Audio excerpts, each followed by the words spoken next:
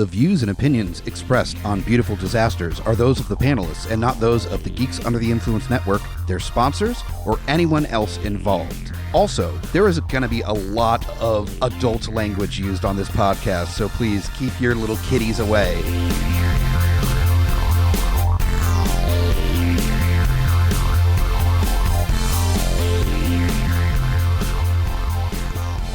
Welcome back to Beautiful Disasters. This is our best ever You're already Christmas episode. You're already hyping this shit. Like, we're like 30 seconds. You're like, and the most badass fucking Christmas movie ever. I know, right? No, Did y'all really not do any Christmas movies last year at all? no, we did. Actually, I don't think we did. We did Christmas or We did a holiday special. Yeah, we did a special. holiday But we didn't special. actually cover a Christmas movie. The That's person true. speaking has a very good point. Yeah, So I mean, let's Yeah. introduce everything, and then we'll start, giving each other yeah, shit. All right, yeah, let's get Yeah, into I this. can do that. I am the Grutz. F.U. Hunter, and our guest today, the little fuck. It's me, Parker. Yeah, that's Man, what's up. it's the holiday season, man. I can bring some family into this shit. So I Goddamn decided he's old enough now. Let's just inflict some beautiful disaster pain on, make it a family affair. So Yeah, and it was definitely had some painful moments. I enjoyed it though. Good movie. look. This was top tier of the beautiful disasters movies. Actually, yeah. I was would say say there's just very little pain I in would this put this particular in the viewing experience. The mom and dad, the cheap thrills category of beautiful disasters, which is the concept's a little wacky, but fuck, it's fun. It was. Yeah, I just gotta say I've watched a lot of random wacky movies. This has got to be one of the ones that seemed really well made and really enjoyable. I have to agree with you. Yeah. Honestly, and this is also happens to be our most contemporary current movie Seriously, of all time because this legitimately just came out. Yeah, that's what I'm saying. Like, yeah, this is by far, like, we've covered stuff that's like, I think a couple of the current year when we did the John Travolta movie that had just come out. Like, Yeah. whatever. What about that mom and dad movie? That actually been out for like a year. Oh, yeah, like like 2 a years. year. Yeah. No, I think up to this point, the most recent was, goddamn, what was the name of that John Travolta movie directed by Fred Oh Durst? God. I remember. That was oh Jesus. I forget. Okay, now Our listeners should should hopefully know. But let's go into the feature we started tonight, which is, 'tis the season. We got a holiday movie to knock out. There seemed to be, I remember when the trailer for this came out, Grutz sent me the trailer, said, we gotta fucking watch this bitch. Goddamn the movie right. we're covering tonight, The Fatman. Santa Claus himself, the Fat Man. Yep. And we're talking about, now we're not using some kind of code or anything, literally the title of it's Fatman, and starring Mel Gibson as Kris Kringle himself. That's and right. fighting against the hired assassin, Walton Goggins. Bam. Good to know Playing. y'all know the name. I don't even know the name of his character. Yeah. I just wrote his Skinny shit Man. down in Skinny Man, yeah. Oh, Skinny Man. Yeah. We're just going to call him Skinny, though. So. Skinny Man There and you go. Trevor. Skinny Man's fine. Yeah. Like, in my notes, I was just like Goggins all the way down. Skinny would have been less letters. It would have been easier. But yeah, it's one of those, it just came, I think it was on demand. And, I mean, I think it came out, Last week or the week before. Yeah, 2 weeks prior to this recording. Yeah. And I was definitely eyeing this too after you showed me that trailer. So Oh man. Yeah, no, I was nuts about the trailer because it just looked like a crazy revenge action romp. yeah, And I was like, okay. and I'll be honest.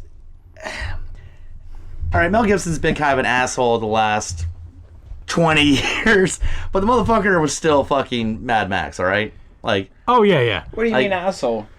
let's just say he hasn't had the best public relations. Oh, alright. Yeah, no, he's had some flops of public relations. Yeah. Yes. Understandable, yeah. So that was a little bit of a challenge, but you know what? I was going to give him a chance, and very fucking happy with this. Yeah, did not disappoint at all. Actually, yeah, he represented well. It's not problematic at all. Yeah. It's super fun. Yeah. So, But you Holy want to shit. start, let's get into the fucking plot. All right, so yes. Because I looked up the directors, and it was the Nelms brothers, Nelms. The Nelms brothers. They haven't really done anything before this. I'm guessing they're Yeah, just I kind of don't know. indie directors, and they were like, hey, we got this idea, and they were able to get both Mel Gibson and Goggins to say, fuck it, let's do it. So Did you happen to find who did the music for this? Because I honestly enjoyed most of the songs I heard in the soundtrack. the score was well fucking done. I'll have to look that up. I mean, there was definitely some Christmas songs Yeah. in the movie.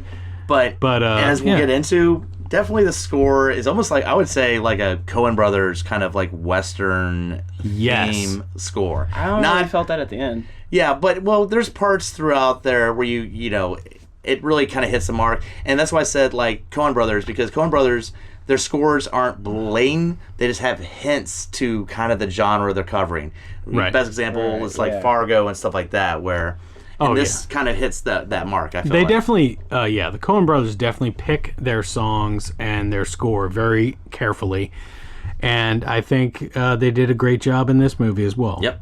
So, Yeah, I mean, I gotta say I enjoyed the intro music because it seemed like just your regular wacky ass Christmas music. I had no idea where it was going. So, and this movie definitely went all over the place. All over the place. yeah. Yep. It was great. Yes. So this is Fatman from 2020. yeah. It's weird hearing you say I know. the current year that we're on as this movie is what we covered. But we did it, man. I think it's the only time we've actually done a movie in the year that it was released. Yeah. Maybe. Yeah, because the last movie we covered, Ginger Dead Man, came out, 2000? 2005? Yes. Yeah, Was it really that current? Hey, we've done current movies, God damn it. All right, well, let's just jump right into the plot because we got a lot to go over. But let's start it up, and you get a shot of this shitty-looking kid, rich kid, wearing a suit, and he's just covered. He's got, what, Four medals, yeah. 4 ribbons, first best in show. 4 blue ribbons. Yep. Just so you know he's a douche, I gotta say, he looked exactly like Adam Scott from Step Brothers. That's all I thought the entire time. Yeah, he does look like a young It's version like, of Adam that's Scott. all Yeah. I felt like watching him. Is, Yeah. Okay. I hear it. Yeah. yeah. But come to find out, I guess he's living with his rich ass grandma. His dad doesn't give 2 shits about him, and he's pretty much fucking obsessed with getting these fucking ribbons. Which the grandmother like, oh, look at all the pretty ribbons. Like, I mean, he's fucking hitting you in the face with them. He like literally is covered on his jacket with them. So I mean, he had Yeah. a specific spot for them, and then his grandma just to add on. It's like, oh, look, there's a little spot just for more. and then we get there kind of as the starter, and then we cut to out somewhere out snow covered country. Yep. And a bunch of Yeah. cans with Santa's face on them, and then pop, pop, and there's fucking Mel Gibson starring as Kris Santa Kringle, Claus. fucking, just you do a little practice, taking out. Grizzled old Yep. Santa Claus. Yep. Just as usual, Saturdays, you know. Doing some little target shooting. I'd put him as like if you were to take Santa and then mix him with Tommy Lee Jones and what's his name's character from God damn it, Coen Brothers movie that I'm drawing the Western that they did a remake of. Oh, True Grit. True Grit, yeah. If you were to take Rooster Cog and put him with Tommy Lee Jones, mix them together to make him a Santa Claus, that's your Santa Claus. Just grizzled and fucking like Yep. war torn. No, I like, feel ya. There's a scene later in the movie where he takes his shirt off and like he's just beat to shit, man. Like got scars. the side of Yeah. Christmas you don't know about. That's right. Yeah, no, he has a hard job apparently. It's not easy. Oh, yeah, I was just going to say, I'm just going to mention that the most shocking shit in this movie is right after that scene when when Santa's talking to some government officials and they mention bills because apparently Santa has to pay those. Yeah, this is the reality. Yeah. Yeah, I mean, it's Santa's got to deal with that shit. Yeah. So what's up with that? Yeah. bullshit. That's Well, all it is. apparently, I guess the government was paying Santa to make sure kids were fucking happy. Well, yeah. Like, they were, like, shortchanging him because he's like, this doesn't cover half the shit I'm doing, you fucking assholes. I guess they were subsidizing Yeah. Christmas. Yeah. He's like, I gotta pay, how the I fuck gotta is pay that? elves, I gotta pay all this stuff, and you guys think this is gonna cover it. And it's, I guess, what do you say? Something like an economic stimulus for the kids in the country or something. Yeah. Yeah. But enough Yeah. where they acknowledge Santa, they work hand in hand with them, but they're only going to shortchange him. And to the point, Santa goes to the bar, gets his shot. For some reason, drops an Alka-Seltzer in there and takes a shot. But then, like, literally opens up, and it's what looks to be a federal check like you would get as a tax refund made out to Kris Kringle. Kris Kringle, yeah. I mean, and that alcohol wasn't something soft or weak. It was straight up whiskey. At least that's what the bottle looked like, right? Yeah. Yeah, but he was there. I mean, Santa's like a grizzled old man. Like, he's having a hard time. He's like he's gonna tell you about the wartime story. Yeah. He's like Let me tell you about this. He's like the Tom Waits Santa. Yeah, exactly. You know? Yeah, Tom like, Waits were to write a song about Santa. This is the version, like, he can barely get up out of bed. Yeah, like that kind of like, you know what I'm talking about. Goddamn right, man. So then we get introduced to the second most important character in this fucking movie, which is the skinny man, Walter Goggins, who is a assassin who we meet him, I guess he's buying a bat from somebody. He collects mementos of Christmases in the past. He collects things that has that little shiny metal on the bottom that says Santa's Workshop, because he has a addiction, what would y'all really call it, to Santa? Obsession. Obsession. Because he never got anything really of what he wanted from Santa, because he wanted to have a whole new family, and Santa could never provide that. Yeah, exactly. Yeah, so he's collecting mementos that are actually made from Santa. Yeah, and you're like, how does he have all this money? Because the guy rolls in and the guy wants like $2,000 for the bat. And he's like, I'll give you $900, but he's still paying $900 for a fucking bat, man. For a bat that has a little plaque that says "Made in Santa's Workshop." Yeah, and we find out what his day job is, because the next time we see him, he's sneaking into this house, walks up, there's a couple sleeping, his phone rings, he pauses for a second, pulls out his gun with a silencer, fucking kills these two motherfuckers, and walks outside to answer the phone. Yeah, he's an assassin. Can I mention that this dude came into their house, took a stick of butter out of their fridge, and literally just started biting chunks out of it? Yeah. Did no one else think that was weird? Yeah, no, that's the weird, crazy character stuff that you just do. Oh yeah, just casually. I mean, I would say salted butter is delicious. I don't know if I'd eat a bar of it, though. Like, I wouldn't eat a bar of it, but, like, if it was unsalted, no, man. But come to find out, we then cut to little shit Billy, who is at the science, convention, I would say, right? Or he's at the science fair at his Science school. fair, yes, thank you.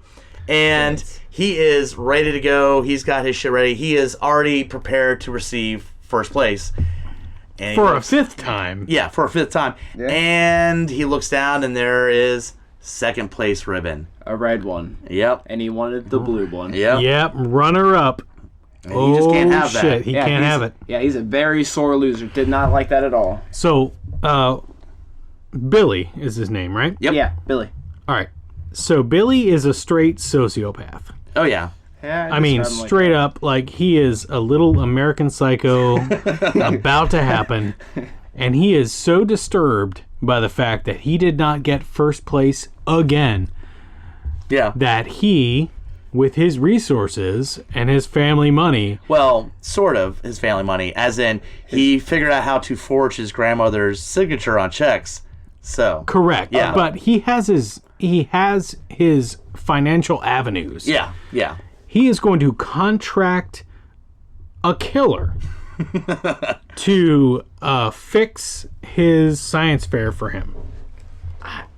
I can't believe how that happened, because he had like a whole system just to get his signature, because he had that little light magnifying glass just to look in and copy it note for note. Oh yeah, apparently he got like her check, like and those like big fucking like fancy checks, so like they're yeah, they're big. And he has like the light up thing where you put on there and almost just go line for line. Yeah, the light box. Yeah, he was forging. A little catch me if you can. It's moment. Like tracing. Yeah.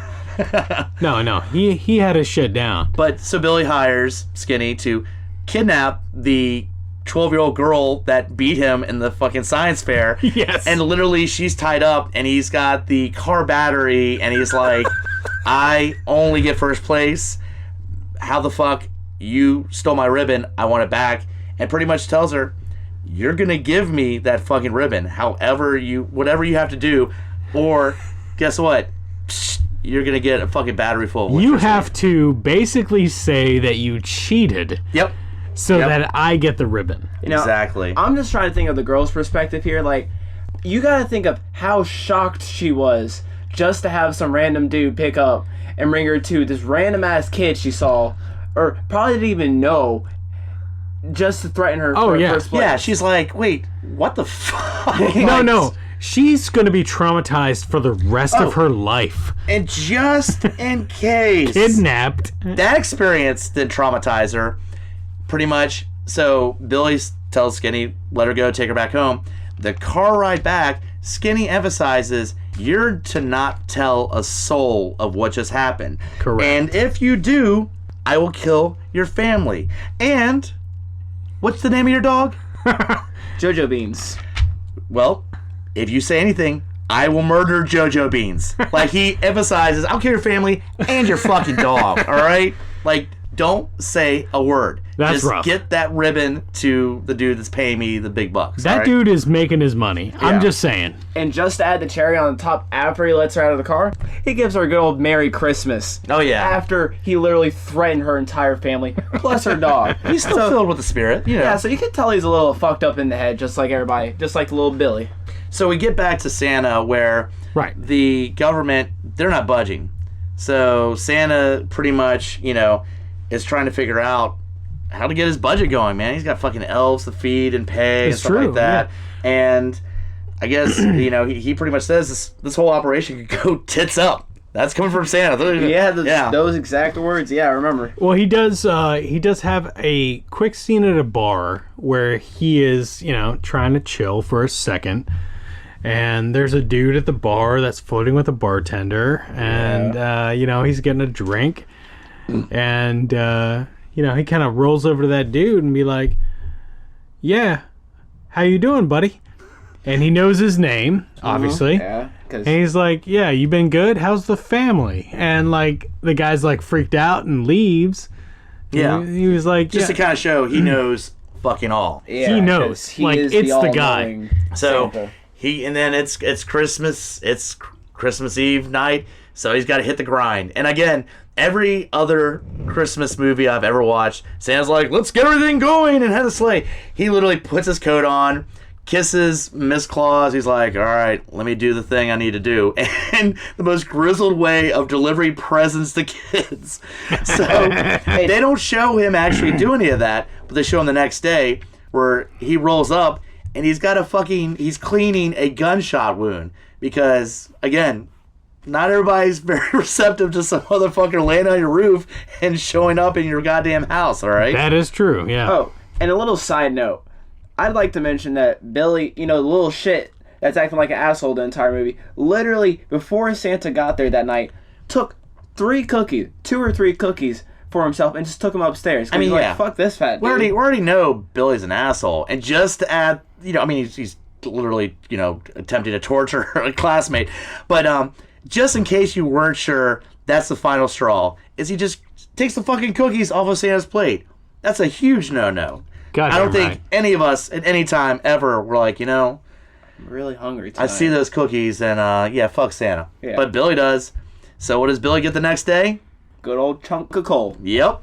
He gets a big old box with a chunk of coal in it. That was a fuck you, because it wasn't just like the small box. It's this pretty decent sized box that makes you think, oh my god, what's gonna be in here? And just to add the cherry on top, he had a whole bunch of paper in there, so he's like, oh, maybe there's something good under it. Nope. I mean, look, I'll be honest. I've fucked with my friends in the past, and I have found like the biggest box with the small present. Like one time, I had a pen for somebody, and I literally put it in the box that was in it for a TV, and just loaded it up and put stuff in there so it had a little weight to it.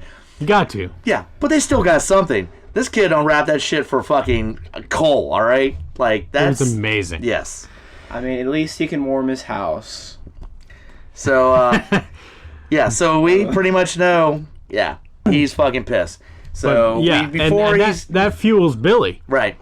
Billy is now on a kill mission. Hellbent revenge. He is very pissed. He is ready, and he makes the call. So, real quick before he makes... I was going to say he makes the call, but we also get to after Santa cleans his gunshot wound and he wakes up Miss Claus when he's getting to bed, and she's like, "What happened?" He goes, they did like they do, started shooting at me, 2 holes in the sleigh, 1 in me." Like again, just part of the, like, he was a 7-Eleven employee, like, yep, got robbed again, fucking shot again. Like, he's just so burnt out. And they're just like, they just expect I'm the silly fat man in a red suit. Like, just like, I get so little respect for what I do, and you assholes keep trying to kill me every goddamn year.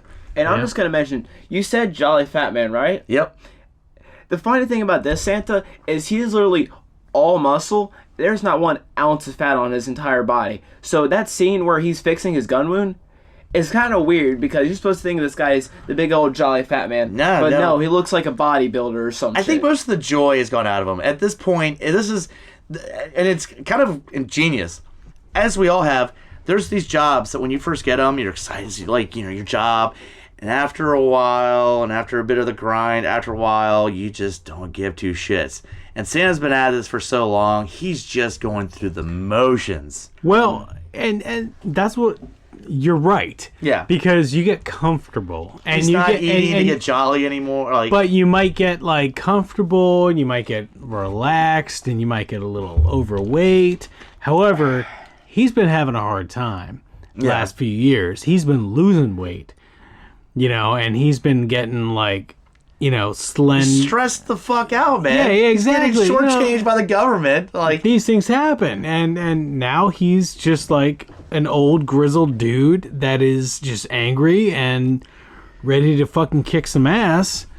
Yep. And he does. But what do we got? There's literally a line where go ahead. He says the world loathes him, and he loathes them just as much back. So he's pretty much saying, fuck the world, I hate them all, I'm tired of their shit, they don't even believe me anymore.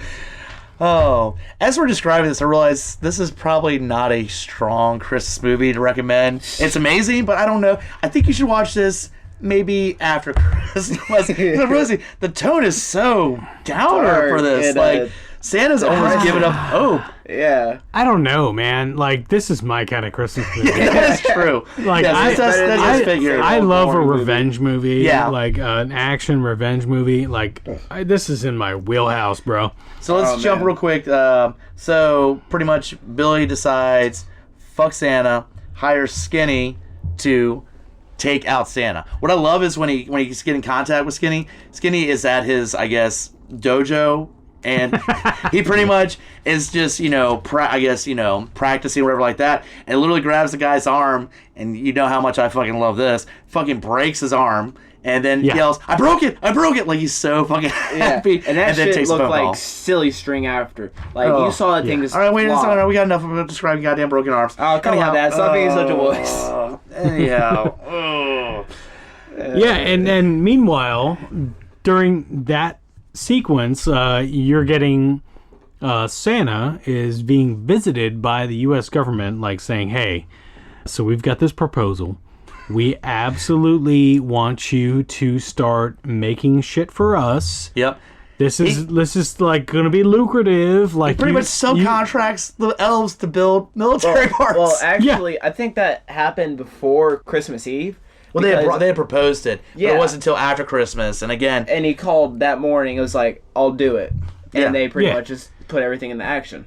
Yeah, he kind of had to. I mean, he's got to get... The operation is on thin... It's very close to falling apart. Money's tight, you know, the world is, in bad shape. He needed the money. Yeah. And he was going to put his elves to work. So now it's Santa working hand in hand with the U.S. military. Oh. With his elves. Great old Santa. And then we cut back to Skinny, who is doing his homework. And this is one of my favorite scenes. He's doing his homework on Santa by literally watching Christmas specials and every generic, like, Santa, like, coloring or painting and stuff like that. Like, just taking notes. Like, it's fucking Santa, but he's like, as assassins do, like, I got to make sure I know everything about this dude. So we then he figures out everything he tries to do to find out where Santa is. No luck. But then he figures out, let me investigate where those goddamn letters that people write to Santa go. Yep. So I think he rolls up to just a regular mailman who is like at his truck and is asking questions, and the guy's really helpful. He's like, oh yeah, well, I mean, I guess we send him to a special place, and it gives him all the information. Skinny's like, thank you. And you think, okay, well, and then he turns around and still shoots him in the head. Like, he just kind of gets off on, I'll get the information. I mean, you're still fucking dead. There's no way I'm going to get information and not fucking kill you, all right?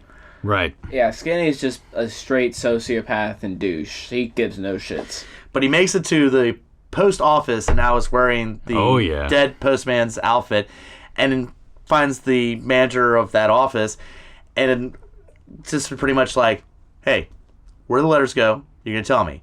And the guy's like, letters for what? And straight up, some fucking Samuel Jackson Pulp Fiction. Santa Claus, motherfucker, that's what I'm talking about. That was awesome. That was awesome. That's gotta be one of my favorite lines.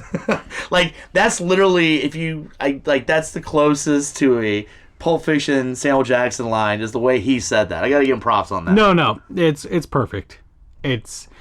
I'm sorry, but Walton Goggins steals this movie. Seriously. But I think that's kind of the way it is. He's this just fucked up assassin. I think both him and Mel Gibson did a great fucking job. Oh, they both did. Yeah. But, like, I mean, Walton Goggins just almost, at this point, steals every role in any property he's in. Yeah. Like, he just owns that shit. And it was amazing in this movie. So we get to the military, and they're now setting up. And I guess the head commander that's working hand in hand with Santa is going over stuff, and he's talking. You see Santa's elves, and Santa refers to the elves by numbers. He's like, two of the elves come up to him. He's like, thank you, 19 and 23. And then you kind of get an idea of who the head elf is who comes up, and it's like, Santa, we can do all this. And he's like, thank you, 7. And what's awesome is the military guy's like, if he's your number 1, why is he 70? And which... not every elf makes it, and Santa doesn't reissue numbers. God damn, dude. It's awesome. And so awesome. Santa doesn't reissue numbers. And this entire time, there's some crazy-ass, intense, jolly music going on in the background. Like, it's just your normal Christmas movie, but it's got that little intense hardness to it. It does. Yeah. Yeah. Like I said that's what I'm saying. Like, they're in the reality of Santa Claus, not every elf makes it. Yeah. And, like, the military's like, all right, we got to institute some measures here. We got to cut off the bells on the ends of your fucking... he doesn't set off the metal detectors. Little elf shoes and whatnot. Everyone needs to get their handprints done. And, so they're making it their way, but they're definitely now making military hardware or whatever, During this scene, it's kind of crazy, but Santa Claus apparently does steroids, which we find out after a couple of crates drop, weighing at least a ton, after 2 army men couldn't make it even budge. Santa just goes like, get the fuck out of my way, and lifts the shit up like nothing. Yeah. And well, he's got superpowers. Yeah, he lifts it up, and then they just look at him and he's like, steroids. Not superpowers, but steroids. Yeah. So then we cut back to Skinny, who is making his way to this Santa's location. And we get a couple of like montages of him listening to every musical style, which I thought was awesome. Gets night, day, and he's driving his car, and it's like metal, fucking hip hop. Like he just a road trip movie, Yeah, it was everything. Yeah, and then he makes it to a pet store. And the, woman working the pet store just wants to chat it up. Did anybody write down his line that he responds to her with? Oh, I've got it. I've got it. If nobody else. You got it. All right. Yeah, let's just say she says, she's just like trying to be helpful, and he turns around and with a nice big fucking grin, he goes, "You remind me of my mother." And then she's, "Oh, thank you." He goes, "She never listened, never knew when to shut the fuck up." Yep. God, man. His interactions, like every character is either dead or he's going to cuss the fuck out. Like, that's all there is to it. I think he was trying to buy shit for a hamster, and she was like, "Oh, you seem like a reptile guy. Yeah, and reptiles eat hamsters." And he's like, "Nope." Like, this dude really loves his fucking hamster. Like, he's kissing up all over this hamster the entire movie. Yeah, he really does love that fucking hamster. I did not realize sociopaths. But he's got, I think it's established, he has some abandonment issues that obviously you find out later on that he lost his parents and stuff like that. And so I think that's where he just became this cold-hearted killer. But, he's got to express... So he has to have some sort of family, and that hamster is his family. I don't think he lost his family. I think they were just a bunch of pieces of shit, is the problem. Because... It could have been. There's a scene where he's talking to his kid because he sees him playing with a new airplane. Oh, he's like, kid, man. where'd you get that? And he's like, well, I got it from Santa for Christmas. And he's like, you want to see what I got for Christmas? And he proceeds to show him 5 cigarette burn marks on his arm. He's like, yeah, that's what I got. Oh, no, he says, the smell... You know what I got? The smell of burning flesh and menthols. And the kid's what? Maybe 6? Yeah. Maybe? Yeah. And then he proceeds to pay the kid $150 to buy this airplane off. What's funny is he said 100. And I was like, holy shit, that's a great deal. And the kid just paused, which I probably was just an amazement of like, okay, why are you offering? And then he's like, all right, 150. Like, that kid didn't even have to try to work on it. That dude jumped to 150 pretty fast. That wasn't a haggle. Very basic one. Yeah. That was not a haggle situation. Yeah. But, yeah, we got a good couple sequences right here in this where the Fatman meets with a couple higher-up government agents. They're always trying to give him shit. Where they're just like, hey, we want to offer you a 15-year contract. And, he's in his stables. Yes. He's in his stables with the fucking reindeer. Bring that up. And one of them gets a little close to the stables, and reindeer kind of bucks a little bit, like, oh, hey, don't worry. If that was Blitzer... would have taken your nuts off. Tear your package right off. And then, shit, at the fucking Well, then we get to, I guess, there's the scene where the elves are they're all at their cafeteria, and the head military guy is trying to figure out, like, because not only, I guess, they hire Santa and the elves, but then we kind of want to study them and figure out, like, how have they been so efficient? Because, I mean, frankly, the government has not been as efficient. And they're fucking eating fucking cake and candy and shit like that. It's just like a bunch of fucking sweets. Yeah. I think there's like a waffle at some point. Yeah, and the elf is pretty much like, all we eat is simple carbs and sugars. Like, that's all we eat. We take, 20-minute naps? 20-minute naps? Every 8 hours. Yeah, that's how we keep going. So, and that's, like, there's still, like, you're not going to replicate what these elves are doing, guys. They'll build your shit, but you're not going to make soldiers out of these guys, all right? No. So then we cut to Skinny is in the town. Oh, yeah. Near Santa's place. Makes it to the post office, and pretty much, he does a good job of getting the information, just because, again, it's a small town. So he's like, he's like, what P.O. box are you looking for? And he gives the number. He's like, oh, that belongs to Chris. He's like, yeah, Chris. I'm friends with Chris, When's Chris usually come in? And, of course, nobody thinks two shits about giving him all the information, to the point this other lady walks in and was like, oh, you're looking for Chris? Yeah, she's like, she was the bartender at the bar. Yeah. And literally he's like, oh, he drives the green Chevy? The red Ford. Yeah, or he says green Chevy. He's just throwing it out there. And then she corrects, no, the red Ford. Thank you for literally giving me all the information I need.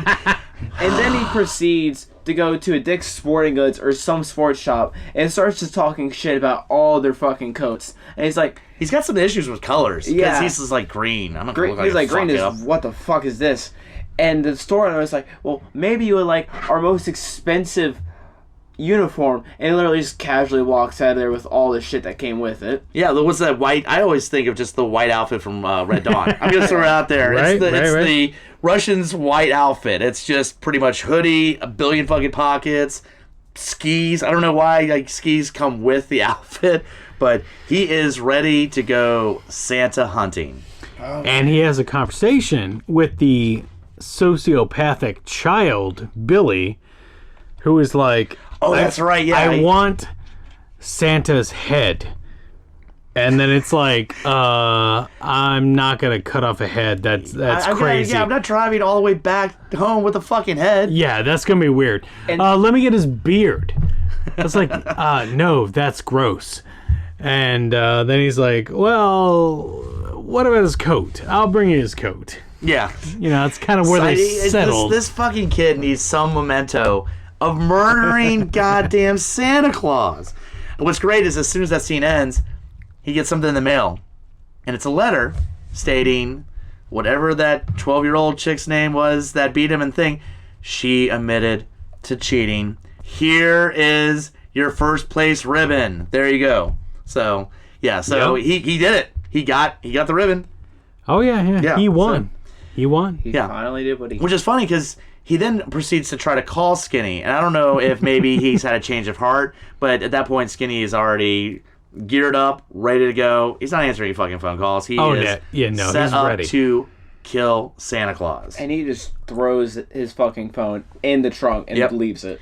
Yep, and then we have kind of that setup because again, at this point, Santa's compound, it's a military setup, so you've got people guarding the outskirts of it and different things of that sort. So kind of like one of those Bond movies, you've got Skinny moving in, taking out guards here and there, just moving in, making it into, he gets into the workshop, which in this amazing scene where he has his bomb, he sets it up, and he's just waiting for it, he sets it up, walks away, he's walking out of the room, just waiting for time to blow up, and one of the elves rolls up in there, picks it up, and is studying it, and he's like, fuck, put that down. Well, he's a fucking elf, man. Elf can fucking build or dismantle anything they want. And he proceeds to dismantle that so shit quick, too. He's like, no. Yeah. Because, again, it's fucking elf, man. He's like, I'll dismantle the shit out of this. Which, again, you know what? There should be a sequel to The Hurt Locker with this movie. Where they fucking hire a couple elves who can be fast as shit. Because guess what? Yeah. They can get the job done so fast, man. Oh, man. Dude, that would be so much fun. I would watch that shit in a minute. But, so pretty much Skinny's like, all right. After that, he busts into the workshop, just starts taking out just shooting at elves, any military personnel, just going after everything. So we're getting down to the showdown. Yep. And did he kill a single elf? Because I think he killed all the military guys, but all the elves made it out alive. Yeah, I'm guessing the elves have had enough training. Yeah. The elves were fine. You almost want to throw it out there that, as with every other workplace, sometimes you have that person that snaps. That the elves might have been trained at the first sign of a shooter, of an active shooter situation. I'm pretty sure elves they were are like, boom, trained in active shooter situations, because I'm pretty sure once every 100 years one of them fucking loses it. All right, because they're very quick to know exactly what to do. They remember the day the reindeer died. Yes. So pretty much Skinny just starts killing motherfuckers left and right. Not elves, but everybody else. Gets out of the workshop, sets another bomb. Blows up the entire workshop. Before he blows it up, one of the elves is able to hit the very Christmassy call box to Santa that says, Santa, we're under attack.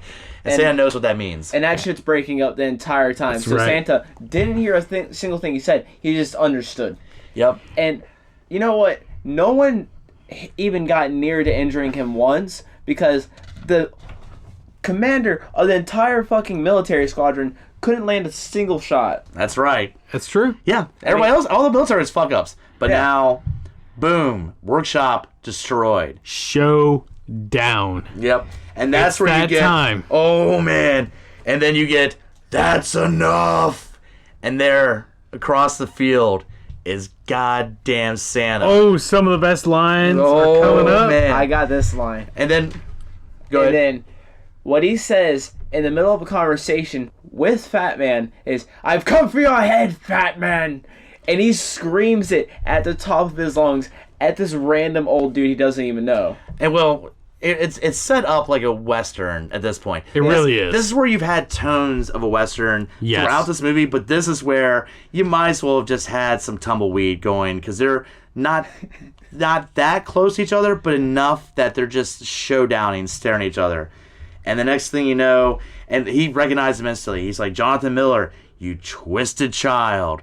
And then you get into kind of the motivation a little bit of why Skinny, Jonathan Miller, is so twisted. He pulls out this Matchbox police car that you see throughout the movie. He's like, this is the only thing you gave me. And he's like, well, yeah, you were a piece of shit, man. I'm not giving you anything else. I mean, if Billy's getting coal, you are also not getting shit. No, he never said it. He said, there's some problems not even I can fix. I'm not an all-powerful being like y'all make me out to be. It literally tells him, well, what the fuck am I gonna do? Fuck off. Yeah, but he also is pretty much like, you're kind of a piece of shit, too. I mean, like, you expect, like, because he brings up about him not having losing his parents, and you think, oh, that should be a thing, but he's like, no, that twisted you into this fucking asshole assassin, so... That's right. But yeah, you have just the whole setup of them, just look at him. And Santa's like, you think this is my first time? He's like, you think I got this job because I'm fat and jolly? Pretty much like, nuh-uh, motherfucker. You ain't the first to try to take out Santa. God damn right. And then you get your shootout. And just like, I mean, Santa fucking clips Skinny. Like, Skinny's shoulders bleed like a motherfucker. And goddamn. So they're pretty much shooting at each other across the field. But Skinny gets clipped. And then Santa makes his way, and Skinny's hiding behind this, like, I guess, a fuck ton of, like, firewood. Firewood. Yeah, basically. And like, these two long-ass lines of firewood. I'm just going to mention something real quick. This dude had a fully automatic assault rifle, while Santa Claus had an old World War pistol and a fucking musket-looking weapon. Yeah. And then he still managed to clip him. Yep. And, like... Yeah, you see that his arsenal is not up to date at all. He has his favorites through the centuries of the weapons Santa likes to use. Yeah. But so we get to this amazing shot where they're Skinny trying to figure out where Santa is. They're Santa, and they're both crawling to the very ends of their set of piles of wood. And Skinny is waiting. You can hear his footstep. And he comes out, and Santa fucking grabs a piece of a log and fucking just smacks the fuck out of Skinny. And just starts, beating the shit out of him. And you're like, well, pretty much, there you go. Santa's won. And see, the thing I know you're about to talk about is they show it earlier in the movie. And he's messing with his weapons, and he's getting everything ready because he knows he's about to go after Santa. And he messes with this Assassin's Creed looking weapon where it's just a knife popping in and out. You're like, oh, that's pretty cool. Yeah, it's kind of like a thicker fucking RoboCop. That's why I would put it. It's like that thing from Hudson Hawk. Like yeah, or just crazy ass like. It's just a blade that pops out. So yeah. But so Santa's beating the shit out of Skinny, and then Skinny pops out the blade and just starts fucking stabbing Santa. And I'll be honest, man. Like the next thing that happens got a reaction out of all of us, because you just expect, okay, that's cute, but it's Santa. He's badass. He's tough as shit. He's there for a reason. He's Mel Gibson. Yeah, he's Mel Gibson pretty much. He's just gonna get right back up. But no, Skinny stabs him. Santa's laying there bleeding, and you're still waiting for something, and then Skinny pulls out a gun, fucking headshot Santa. Shoots Santa in the head. Yep. Yeah. Which, like, again, shocked. I was not expecting that at all. No, all of us laid back in our chairs. We're like, what? Yeah, we were all done after that. We just paused the movie and we sat there for a straight 5 minutes just trying to acknowledge what the hell just happened. But someone got a little cocky, forgot, like, there's somebody else on that compound. Oh, and right after that, pop, pop, pop. Mrs. Claus pulls out the gun and starts fucking shooting at him. Mrs. Kringle shot him in the head with a musket. Well, that's the thing, is he gets shot. Well, she shoots at him. He shoots her. He clips her. She runs back to the house. And you get this scene where then he goes and following the blood trail into the house. That's right. And that's where he makes it into the kitchen. Door's already open. He's just following the blood trail. Stop. Door closes. There, fucking Miss Claus with what, like a musket? Goddamn musket. Yeah. A musket pistol. Yeah, and she fucking caps him. She's like, nope. Boom, right in the fucking head. Forehead. He is done. That was fucking awesome. And I love the way that scene worked out because, and you get that all the time, the following the blood trail. I just didn't think you'd see it in a, movie about Santa Claus. But yeah, so she pretty much does what she's supposed to do. And you're just kind of sitting there, all this death and destruction. Yeah, then we get to Billy's house where Grandma is starting to figure that shit out. She's on the phone with, I guess, her accountant. And she's like, well, where'd the money go? Somebody is stealing from me. And it's blatantly obvious. And she's starting to figure out. Billy picks up the cue from that. And it's like, well, time to murder Grandma. So you see him in a different room taking pills, open them up, and then mixing them into milk. Cut to front door. The maid answers. The maid, mind you, who has been, literally Billy has been giving her shit the entire time. Yeah, anytime you ever saw Billy in this maid, he was such a fucking dick to her. So she opens the door. Next thing you know, as Billy is trying to make his special milk for his grandmother, in pops the maid, which he tells her to get out. Well, she's not alone. Walks in Miss Claus, which we had a pretty good idea. Yeah. But right behind her, oh, he ain't dead. It's Santa Claus. He's all patched up and bloody and shit like that.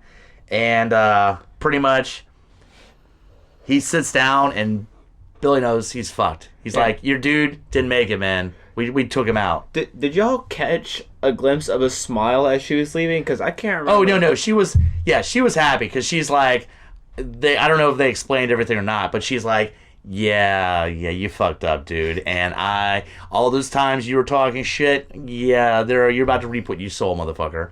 So pretty much Santa sits down and you just already know, oh man, he grabs that milk and he fucking chugs it. And he says, fentanyl, that'll get the job done. Almost cocky like, yeah, you were gonna try to kill her. All you did was, you got fentanyl in here. I'll chug this shit. I'm goddamn Santa.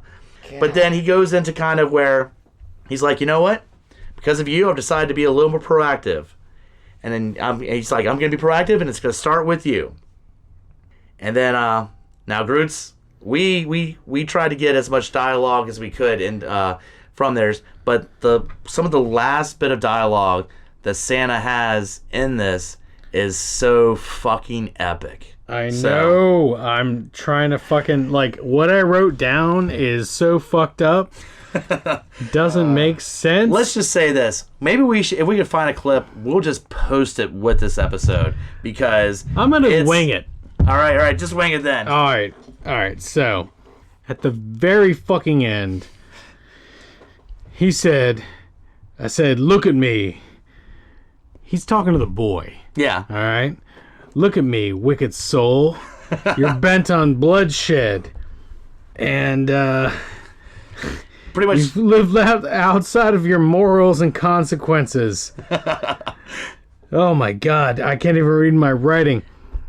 We're at the post it, man, because I buried with this lack of reverence. It was like the most Western-ass fucking badass shit I've ever heard. It's as close you get to the near the end of Tombstone when Wyatt Earp is like, you call down the thunder. It's like that kind of shit, man. It really is. Yeah. It really is. Just to add the icing on top of the cake, there's literally him getting his eye patch, slowly taking off, and at the end of that he mentions, well, I got my eye on you now, Billy. Yep. That's right. He pretty much says, you know what? I could so easily take your ass out. But you know what? I'm going to try something new. I'm going to give you another chance. But here's the deal. Your grandmother has an early death, I'll be coming for you. And that's simple. Your grandmother dies for any reason besides it being pre-set up or pretty much the natural causes, Santa's coming for you and it ain't going to be fucking pretty. I got my eye on you. All of anybody close to him or even interacting with him, anything wrong happens to them, he's fucked. Yep. So pretty much right there, he says, I got my eye on you, and walks out and just pow. You cut back to the compound, rebuilding. But there's almost you kind of pick it up a little bit. there's like this new resurgence in Santa now. Oh yeah. I guess that thing, almost dying, almost losing everything, kind of gives him that good kick in the fucking balls to get him started He again. got his spirit back. That's right. Almost being murdered by an assassin brings back the Christmas spirit, and he's building everything up, and it's just a happier Santa. And He's a happy Santa. He's got jungle fever, like everything going on. Like he loves his life he now. loves it. So you see him building, and then fade to black, and fucking awesome. I'm sorry, but like this movie was awesome, and I want You want a sequel, don't you? I want Mel Gibson to be Santa Claus forever. I want to see some kind of crossover, honestly, with Mel Gibson Santa and fucking Kurt Russell Santa, and some kind of dueling alternate, like a Spider-Man into the multiverse kind of thing, and have them fucking battle it out. All right. You know what would also be really cool for that is if we got this Santa against Krampus from the 2015 movie. Oh, There you go. That would be fucking awesome. But I don't know if that's ever gonna happen. True. But No, that's like two separate things. So yeah, that was Fatman. I enjoyed the shit out of it.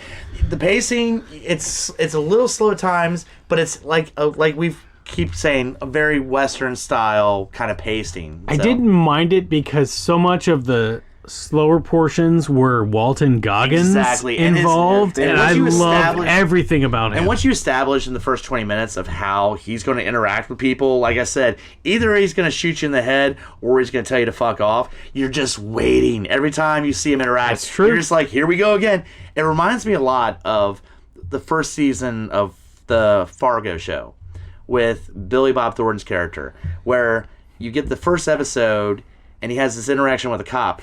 And every time in the rest of the series, anytime he talks to anybody, you're like, again, he's either gonna shoot you in the head or just be mean as shit to you. So I just appreciated that. So does anybody have any ones they want to jump on for if we were to double feature this? Do you want to?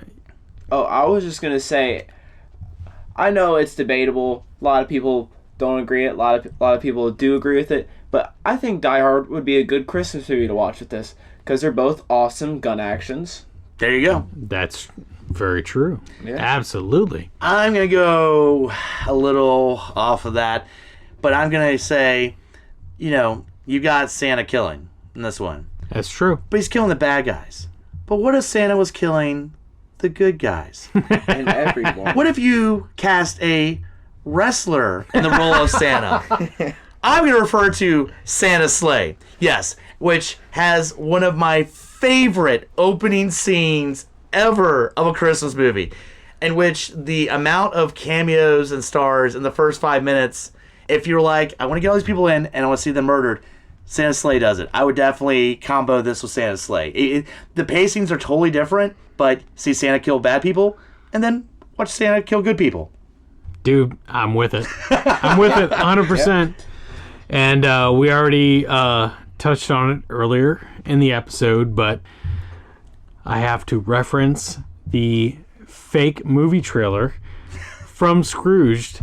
Yes! Holy shit, how did I forget to bring that up? Which is the most amazing thing ever. The night the reindeer died. Which, I mean... But who's going to save them? Why, Lee Majors was Lee Majors with a minigun. You've been very good this year, Lee. Oh, man. And just blow But yes, motherfuckers out. it's so funny because, goddamn, when I was a kid and I watched Scrooge, that taunting of that first 3 minutes of that trailer. Yes. And this is the closest you get. This is Santa kicking ass. He's not being saved. This is Santa doing the work. But the same setup of just assassins, Exactly. are in the North Pole. Like, yeah, I would totally throw that down. You have to. I would definitely watch. Just you can just probably YouTube it. Just put in like the night the reindeer died. Yeah. And it'll pop up on It's there. available. I think Fake you almost trailer, have you got to it. watch that before you start up Fatman. That was the first Fright Rag shirt I ever bought. I am fucking jealous as shit. I At tried to order goddamn that this con. year, and it is goddamn out of print. It's back in print right now. Well, if it is, I'll have to check. Because Get it. every time I kept trying to get it, I was like, no, I'm sorry. But yeah, it's back in print. It's just that fake trailer's amazing. Yeah. So All right, so we did Fatman. Yeah, there you go. Fucking Strongly Fatman was suggested. amazing. Check it out, definitely. And I could definitely say I could watch this several times more than just once.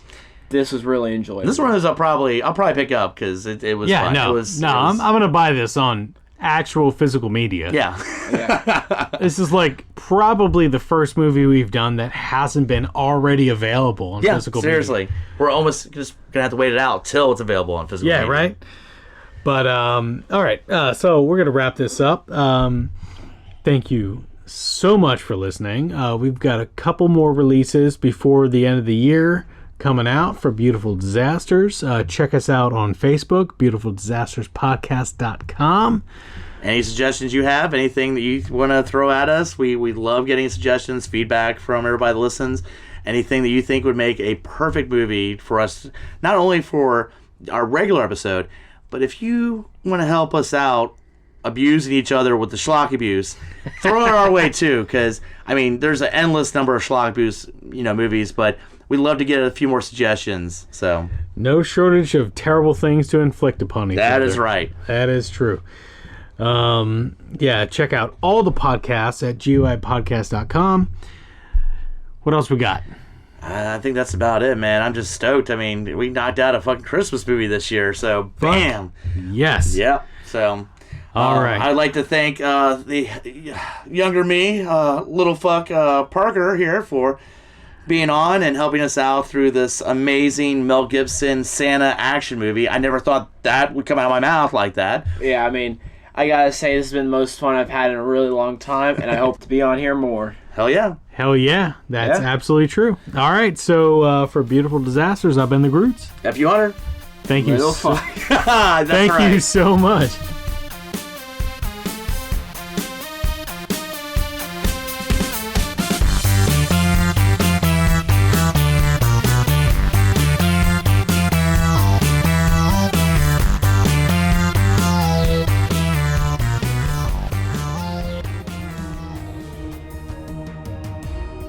Coming straight from the mouths of madness, I'm Lowdown. I'm F.U. Hunter. Do you love horror? We fucking do. So this is a podcast dedicated to all things in cinematic horror. We're talking movies, television, composers, special effects artists. We're gonna fucking cover it. So if you love horror, embrace the madness.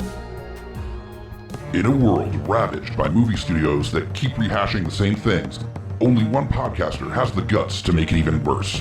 Join Mike the Hobbit as he traverses the internet to bring you some of the best and worst ideas for reboots, remakes, and reimaginings of some of your favorite and least favorite TV and film properties.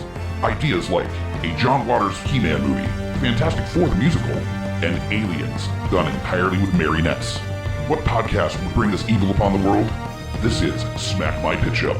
Available anywhere you get your podcasts. GUIPodcast.com